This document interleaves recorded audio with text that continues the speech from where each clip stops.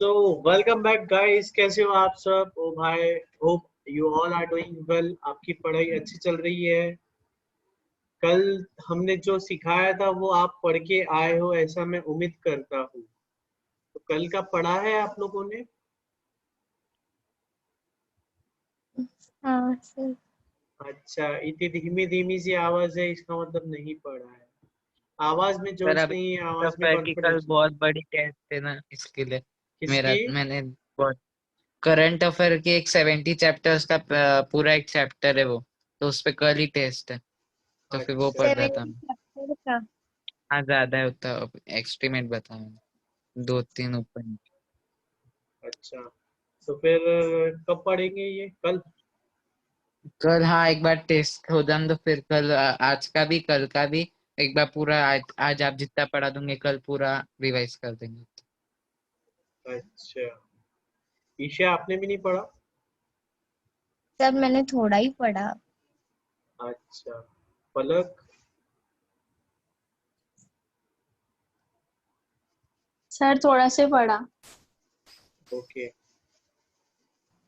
अच्छा, topic number 1, 3 और 5 हो गया क्या पढ़ के? आपने वीडियो लेक्चर जिसके डाले थे वो पढ़ा हुआ है, एक बार रिवाइज करेंगे तो हो जाएगा वापस से। अच्छा। अच्छा, हाँ तो अभी मंडे को टेस्ट कौन से टॉपिक पे देना है? अरे चा सर रुक जाओ। ट्यूसडे ले लो सर। कल ये आप आज जो पढ़ा रहे हो वो कल उतना पढ़ लेते, फिर आप जिस पे टेस्ट बोलोगे फिर वैसा करेंगे। तो ट्यूसडे ले लो ट्यूसडे को ये एंटरप्रेन्योरशिप वाले टॉपिक पे टेस्ट ले लेते हैं। आप जो पढ़ा रहे हो। हाँ, जो अभी खत्म हो गया है समझो। देखो जैसा सब बोले वैसा। ठीक है। सिमरन ने हाँ ज्वाइन किया है क्या? क्या पता। और हाँ हाँ एक एक जॉइन है, सेकंड आने का।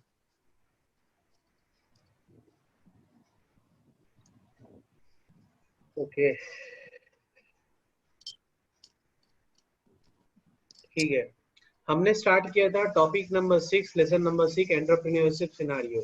इसमें हमने देखा था कि गवर्नमेंट ने कुछ इनिशिएटिव्स लिए हैं किस चीज के लिए, हमारे कंट्री में एंटरप्रेन्योरशिप को बढ़ावा देने के लिए, एंटरप्रेन्योरशिप को प्रमोट करने के लिए। तो उसमें से एक इनिशिएटिव था मेक इन इंडिया का। ठीक है। तो मेक इन इंडिया में क्या था, हमारा ऑब्जेक्टिव क्या था कि हमारे कंट्री को ग्लोबल मैन्युफैक्चरिंग हब बनाना था।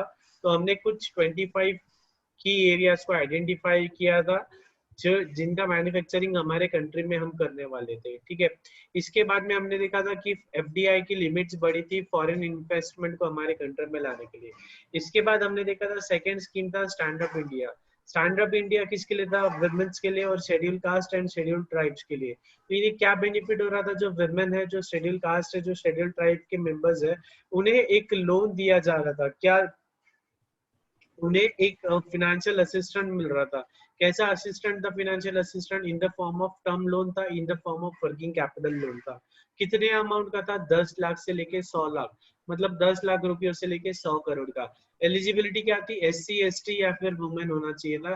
एज कितनी होनी चाहिए थी? 18 ईयर्स से ज्यादा, अबाउट 18 ईयर्स ऑफ एज होना चाहिए था। ठीक है। कौन से project? Greenfield project. Greenfield project मतलब क्या था? जिन्होंने इसके पहले कभी बिजनेस नहीं किया उनके लिए। अगर मेरा पहले डिफॉल्ट हुआ है, किसी बैंक का मैंने लोन लेके उसको नहीं चुकाया है, अगर मैं डिफॉल्टर हूँ, तो क्या मुझे ये स्कीम का बेनिफिट मिलेगा? नहीं सर, आपको ये स्कीम का बेनिफिट नहीं मिलेगा। पर्पस ऑफ द लोन क्या था? नया मैन्युफैक्चरिंग प्लांट या ट्रेडिंग या सर्विस सेक्टर, सर्विस का ऑफिस वगैरह सेटअप करने के लिए। ठीक है। साइज ऑफ लोन कितना था? 10 लाख से लेके 1 करोड़। वो पूरा का पूरा पैसा बैंक देगी क्या? नहीं, उसका सिर्फ 75% देंगी। 25% हमें हमारा लाना होगा। इंटरेस्ट रेट कितना था? MCLR plus 3%। एमसीएलआर मतलब बेस रेट प्लस 3%। सिक्योरिटी क्या थी? प्राइमरी सिक्योरिटी तो जो असेट क्रिएट हो रही है वही है, और सेकेंडरी जो कोलैटरल सिक्योरिटी थी वो किसकी थी? गवर्नमेंट की थी। गवर्नमेंट की थी मतलब किसकी थी? Credit guarantee fund scheme of India की थी। ठीक है। Credit guarantee fund scheme for stand up India इनकी थी।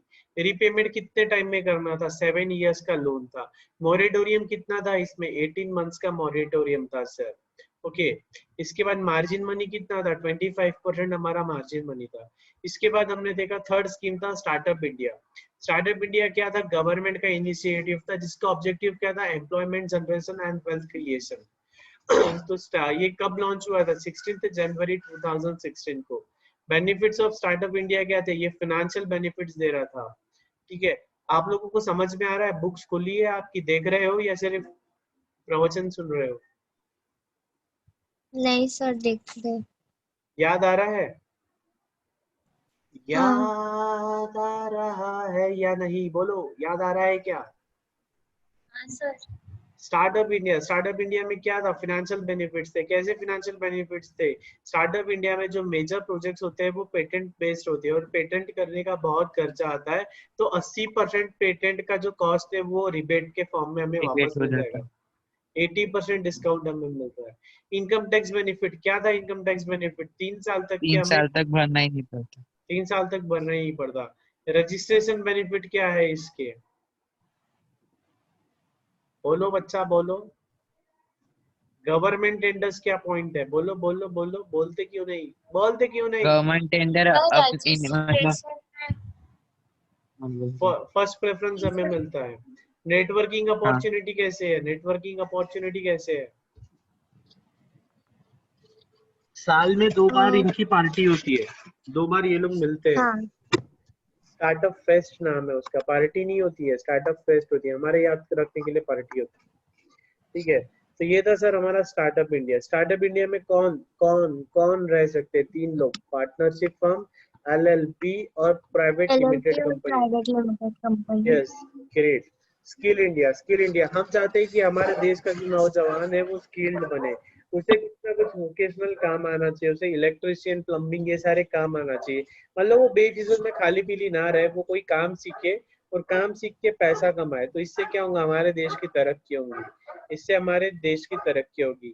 तो इसमें कुछ इनिशिएटिव्स हमने देखे थे, प्रधानमंत्री कल्याण केंद्र, तो उसमें क्या आते हैं, हमने इंस्टीट्यूट्स बनाए थे जहाँ पे उनको कोचिंग सेंटर्स वगैरह मिलता, एमटीसी कुछ पढ़ा था हमने। फिर इसमें हमने देखा था फंडिंग सपोर्ट। तो ये जो प्रधानमंत्री कौशल केंद्र है वो सेटअप करने के लिए, जो मॉडल ट्रेनिंग सेंटर्स है, ये सेटअप करने के लिए हमें पैसा कौन देगा, गवर्नमेंट देगा। कितना, 75% तक के, जैसे कि डेस्क लेना है, बेंच लेना है, प्लांट लेना है, मशीनरी लेना है, इक्विपमेंट लेना है, बुक्स लेना है, कंप्यूटर लेना है, तो ये सारी चीजों में खर्चा 75% तक के हमें गवर्नमेंट देगा। उसके बाद हमने देखा international skill training. International skills training मतलब हमारे सलमान भाई गए थे दुबई में तेल निकालने के लिए, तो उन्हें वो स्किल्स कैसे डेवलप हुई, उन्हें ट्रेनिंग मिलनी चाहिए। हमारे देश के नौजवान को ऐसी ट्रेनिंग मिलनी चाहिए कि वो विदेश में भी जाके काम कर सके। तो बाद में हमने देखा था, ये सारी बातें हमने देखी थी। टेक्निकल इंटर्न ट्रेनिंग देखा था। इसके बाद हमने देखा था इन्वेस्टमेंट इन फिजिकल इंफ्रास्ट्रक्चर। हम चाहते हैं कि हमारे देश में रोड, ब्रिजेस, टनल अच्छी तरह से बने, मतलब इंफ्रास्ट्रक्चर अच्छा रहेगा तो हमारा देश प्रगति की ओर बढ़ेगा। ठीक है, ये सारी बातें हमने इन सारे मुद्दों पे हमने काफी चर्चा की थी। अब देखिए हमने फिर देखे थे बॉटल नेक्स। बॉटल नेक्स मतलब क्या थे, हर्डल्स थे किस चीज के, एंटरप्रेन्योरियल ग्रोथ के। हमने यहाँ पे कुछ पॉइंट्स देखे थे जिसका हमने देखा था कि एंटरप्रेन्योरशिप क्यों बढ़नी चाहिए हमारे देश में, तो उसके हमने 5-6 रीजंस देखे थे कि एंटरप्रेन्योरशिप से कैपिटल फॉर्मेशन होता है, एम्प्लॉयमेंट जनरेशन होती है, बैलेंस इकोनॉमिक डेवलपमेंट होता है, कंसंट्रेशन रिड्यूस होता है इकोनॉमिक पावर का। तो ये सारी बातें हमने डिटेल में बहुत ही अच्छी तरीके से समझी थी। फिर हमने देखे थे hurdles, bottlenecks of entrepreneurial growth देखे थे। तो इन दैट हमने देखा था inefficient time management, lack of money. lack उसके of बाद money, too much noise, yes, आगे फोर्थ। वो नेटवर्क। ओके, तो ये पढ़ा है क्या आप लोगों ने, नेटवर्क वाला, फोर्थ और सर फिफ्थ इसे पॉइंट? चलो ठीक है, ईशा ये फोर्थ पॉइंट रीड करो। हाँ। Being a first-time entrepreneur with a near non-existent industry, developing contacts is one of the biggest challenges to overcome. A strong network is crucial to a company's growth, but strong networks aren't built through viral campaigns or flashy marketing. They develop over years through resilience. relationship building and cultivation of a community around the idea. In Japan and China, sustainable, strong networks are an integral part of the value chain and supply chain. To build a supportive network around one's own business, the type of reach an entrepreneurship wants to have is critical. Is the brand primarily local? Thereafter, a blueprint needs to be put down. Routes have to be made through partnerships and sponsorships with influencers in the region. If the entrepreneurs want to have global appeal, there is need to attend conferences and reach out internationally to learn how to move into other markets. The entrepreneur must become relevant to the rest of the world. देखो, entrepreneurship develop होने के लिए हमें क्या चाहिए? हमारा network अच्छा होना चाहिए, नेटवर्क स्ट्रांग होना चाहिए। आपने सुना है कि नेटवर्किंग की क्लासेस होती है या नेटवर्किंग, जैसे कि JCI, Lions club, giants club, ये जो क्लब्स वगैरह होते हैं, ये सब क्यों ज्वाइन करते हैं हम? नेटवर्किंग के लिए। हम लोगों से मिलेंगे तभी तो हमारा बिजनेस बढ़ेगा। जैसे कि आप कंपनी सेक्रेटरी हो, सीएस ईशा गांधी ना, सरनेम क्या है? नहीं सर, चोरडिया। तो आप वो कंपनी सेक्रेटरी, आपको पब्लिक पहचानेगी कैसे? आप कंपनी सेक्रेटरी हो, ये आपको पता, लोगों को पता कैसे चलेगा? तो ये लोगों को पता चलेगा नेटवर्किंग के थ्रू। जब आप इवेंट्स में जाते हो, लोगों की पार्टीज अटेंड करोगे, आप इवेंट्स में जाओगे, तो सोशल इवेंट्स होती, सोशल गैदरिंग्स होती, जब आप उसके पार्ट बनोगे तब आपको लोग जानने लगेंगे, पहचानने लगेंगे और धीरे धीरे आपके पास बिजनेस आएगा। धीरे धीरे लोग आपके पास आएंगे, ईशा मैडम हमारी कंपनी फॉर्म कर दो, ईशा मैडम हमारा DIR3 का रिटर्न फाइल कर दो। तो ऐसे धीरे धीरे आपका नेटवर्क, जब आपका नेटवर्क स्ट्रांग होगा तब आपका एंटरप्रेन्योरशिप डेवलप होगा। लेकिन हमारे देश में क्या नेटवर्क स्ट्रांग नहीं है। क्यों? क्योंकि एक तो नॉन एग्जिस्टेंट है, ऐसे सारे प्रोग्राम्स वगैरह बहुत कम होते हैं। जबकि हमारे जो नेबरिंग कंट्रीज है, जैसे कि जापान और चाइना, यहाँ पे स्ट्रॉन्ग नेटवर्क्स है, integral part of the value chain है और सप्लाई चेन है। मतलब यहाँ पे कैसा होता है कि नेटवर्किंग बहुत स्ट्रांग होती है और इंटीग्रल पार्ट है। मतलब इन्हें, जैसे कि हमने यहाँ देखा ना स्टार्टअप इंडिया में कि साल में 2 बार स्टार्टअप फेस्ट होता है। तो स्टार्टअप फेस्ट मतलब क्या है? नेटवर्किंग का ही एक पॉइंट है। तो ऐसे फेस्ट होने चाहिए, स्टार्टअप फेस्ट जैसे फेस्ट होने चाहिए, जिसमें बहुत सारे स्टार्टअप्स आए, यंग माइंड्स आए और वो अपने अपने बिजनेस के बारे में कुछ जानकारी दे। तो इससे क्या होगा? हमें एक नए कस्टमर्स मिलेंगे, हमें नए सप्लायर्स मिलेंगे, तो इससे हमारा भी बिजनेस बढ़ेगा, इनका भी बिजनेस बढ़ेगा। तो एक जो स्मॉल नेटवर्क है, ये हमारे एंटरप्रेन्योरशिप के डेवलपमेंट में एक हर्डल है। ये एक हमारे एंटरप्रेन्योरशिप के डेवलपमेंट में एक हर्डल है। हम चाहते हैं कि हमारा जितना स्ट्रॉन्ग नेटवर्क होगा उतना हमारा बिजनेस डेवलप होगा। Growing too much too soon. पढ़ो ईशा। हाँ sir. With the objectives of growing production, the problems also compound at the same rate. Figuring out how to scale requires frequent testing and a willingness to pivot. The entrepreneur doesn't want to miss out on strategic opportunities. For instance, there's nothing wrong with starting small and growing slowly. It's better to take that approach than an overinvest in a lackluster strategy.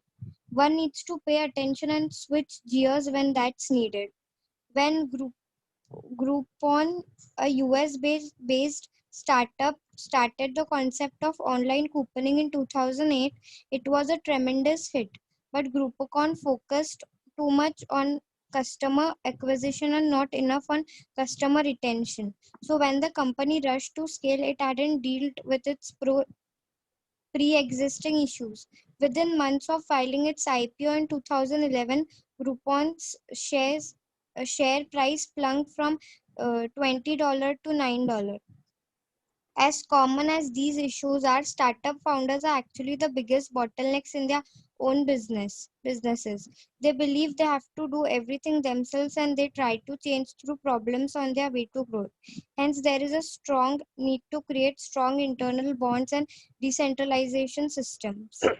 देखो, growing too much too soon बहुत जल्दी कामयाबी हासिल करना ये भी बुरी बात है। इसमें हमें एग्जांपल दिया है ग्रुपॉन कंपनी का। ग्रुपॉन कंपनी ने क्या किया था, कुछ ऑनलाइन कूपन वगैरह कुछ लाया होगा उस टाइम पे 2008 में। तो 2008 में कंपनी बहुत सुपर हिट हो गई थी, ब्लॉकबस्टर हो गई थी, हिट हो गई थी कंपनी। फिर लेकिन कंपनी ने क्या किया, कंपनी अपनी ग्रोथ रुका ही नहीं रही थी, company was growing growing growing. तो ग्रो कैसे हो रही थी, वो न्यू कस्टमर्स एक्वायर कर रही थी, न्यू कस्टमर्स एक्वायर कर रही थी। लेकिन ये जो उनका रेस चालू था नए कस्टमर्स को अक्वायर करके हमारे बिजनेस को एक्सपांड करने की, इसमें क्या हुआ कि जो उनके पुराने कस्टमर्स थे, जो एग्जिस्टिंग कस्टमर्स थे, उनको आफ्टर सेल सर्विस अच्छे से नहीं मिल पाई, उन्हें सेटिस्फैक्टरी आफ्टर सेल सर्विस हम नहीं दे पाए। क्यों? क्योंकि हमारा पूरा ध्यान कहाँ था, नए कस्टमर्स को अक्वायर करने में। हमारे रिसोर्सेज लिमिटेड है, लिमिटेड रिसोर्सेज को हमने कहाँ लगा दिया था कि न्यू कस्टमर्स अक्वायर करते जाए। अब अगर हमने न्यू कस्टमर्स अक्वायर करना स्टार्ट किया, लेकिन जो हमारे ओल्ड कस्टमर्स है उनको अगर हम सर्विस नहीं देंगे, तो ओल्ड कस्टमर्स क्या बोलेंगे, बेकार कंपनी है, यूजलेस कंपनी है। और जब ये बात मार्केट में हो जाएगी तो न्यू कस्टमर्स भी आना बंद कर देंगे।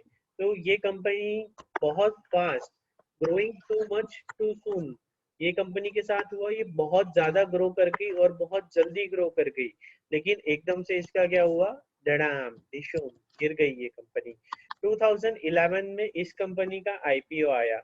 आईपीओ मतलब इनिशियल पब्लिक ऑफर, ये आपको आगे एग्जीक्यूटिव वगैरह में समझ में आएगा। जब कंपनी पब्लिक से पैसा रेज करती है, जब कोई कंपनी पब्लिक में मार्केट में अपने कंपनी के शेयर्स जब लिस्ट करती है, तो उस प्रोसीजर को हम कहते हैं आईपीओ, इनिशियल पब्लिक ऑफर। तो जब इस कंपनी ने, कौन सी कंपनी ने, ग्रुपॉन कंपनी ने जब मार्केट में अपने शेयर लिस्ट किए, जब मार्केट में अपने शेयर्स बेचना चालू किए, तो इसकी शेयर प्राइस थी $20। $20 में इसके शेयर्स बिक रहे थे। और एकदम से जब कंपनी का डाउनफॉल आया तो इसके शेयर प्राइस हो गए $9। तो इसका मतलब क्या हो गया, कंपनी डिक्लाइन कर गई, कंपनी फेल हो गई। तो ये होता है अक्सर हमारे एंटरप्रेन्योर्स के साथ। हमारा एंटरप्रेन्योर ये सोचता है कि मैं ये भी कर लूंगा, मैं वो भी कर लूंगा, मैं चांद तारे भी तोड़ लाऊंगा। लेकिन ये सारी बातें पॉसिबल है क्या? नहीं। क्यों पॉसिबल नहीं है? हमारे पास सर रिसोर्सेज लिमिटेड है, हम अकेले बहुत सारी, हम इतनी सारी जो हमारी नीड्स है वो फुलफिल नहीं कर सकते, हमें कहीं ना कहीं रिस्ट्रिक्ट करना पड़ेगा। हम एकदम हाई स्पीड से ग्रोथ ज्यादा समय तक नहीं कर सकते, हमें कहीं ना कहीं स्टैग्नेंसी होना चाहिए। लाइफ का साइकिल कैसा होता है, ऐसा नहीं होता है हमेशा, ऐसा बढ़ता हुआ नहीं होता है। हम सब चाहते हैं कि हमारा लाइफ ऐसी ग्रोथ हो, लाइफ में ऐसी ग्रोथ हो, लेकिन लाइफ में कभी भी क्या होता है, लाइफ ऐसी ग्रो होती है, ग्रो होती है, फिर ऐसी धीरे धीरे स्टैग्नेंट होती है, फिर ऐसा डाउनफॉल आता है, फिर से हमारी ग्रोथ शुरू होती है, और फिर ऐसा स्टैग्नेंट होता है, टॉप पे जाते हैं, और फिर ऐसा डाउनफॉल आता है। तो ये बात हमें समझ लेनी चाहिए। तो एंटरप्रेन्योर क्या सोचता है, नहीं हमारा कभी ऐसा ही नहीं होगा। एंटरप्रेन्योर सोचता है कि हम सिर्फ ऊपर ऊपर ऊपर ऊपर ऊपर ऊपर इन दी एयर ही जाते जाएंगे, हमारी ग्रोथ ही होती जाएगी। लेकिन ये मुमकिन नहीं है, ये मुमकिन नहीं है। तो फिफ्थ और लास्ट बोटलनेक हमने देखा, growing too much and too soon. अगर हम बहुत जल्दी तरक्की करते हैं तो उतने जल्दी हम नीचे भी गिरते हैं। तो ये था हमारा sixth lesson, entrepreneurship scenario in India. बहुत ही इंटरेस्टिंग लेसन था, हमें ये सीखने में बहुत मजा आया। समझ में आया ये टॉपिक सभी को? इसमें किसी के कोई डाउट्स है, कोई क्वेरीज है? नहीं सर। नहीं सर। तो ये तो हुआ ईशा का, ईशा को सब समझ में आ गया। अब क्लास के बाद ईशा तेजस्विनी को अच्छे से सिखा देगी। अब बात आती है पलक, रुसिल और सिमरन की। आप लोगों को समझ में आया क्या? अभी समझ गया, एक बार घर पे पढ़ना पड़ेगा। अच्छा, हाँ सर समझिए। तो पढ़ना जरूरी है। अगर आप क्लास में तो समझ में आएंगे, लेकिन जब तक आप पढ़ोगे नहीं तब तक इसका कोई सेंस नहीं बनेगा बैचेस का, और पाइल अप होते जाएगा, धीरे धीरे टॉपिक्स खत्म होते जाएंगे। तो आपको पढ़ना जरूरी है। तो कब पढ़ोगे? आज पढ़ोगे क्या कि कल पढ़ोगे? आज तो नहीं होता, आज कल होगा। अच्छा, अभी तो फिर तो अभी नया टॉपिक स्टार्ट करने का, कि एक दिन दूं आपको पढ़ने के लिए? एक दिन दो पढ़ने। बाकी के लोग क्या, बाकी की पब्लिक क्या बोलती है? ईशा, तो सिमरन पलक, आगे का टॉपिक पढ़ना है या इसको पढ़ के टेस्ट देते पहले? सर इसको सर पढ़ के इसको टेस्ट पढ़ दे के इसको पढ़ के टेस्ट दे देते। सर मंडे इसको को पढ़ के टेस्ट मंडे को रख दो इसकी टेस्ट। ट्यूसडे पलक, सिमरन सर ट्यूसडे ट्यूसडे, ठीक है। तो ट्यूसडे को 2 टॉपिक पे टेस्ट रख देते हैं, 5th एंड 6th चलेगा या एक एक ही रखूं? एक ही रखते हैं इंडिविजुअल। फिफ्थ में सर मैं फिफ्थ में थी नहीं, हाँ फिफ्थ में मैं थी नहीं ना सर। अच्छा, सिमरन आप 5th में नहीं थे ना, मैं आपको वीडियो भेज देता हूँ उसका। तो ट्यूसडे को अपन टेस्ट रख देते हैं ये 6th लेसन पे, ठीक है चलेगा? हाँ सर। ओके, तो फिर ये क्लास अभी आज यही एंड करते हैं। अब नेक्स्ट क्लास रहेगा मंडे को इवनिंग में ही, अपना जो टाइम है वही, ठीक है? Okay sir. चलो ठीक है, बाय, टेक केयर।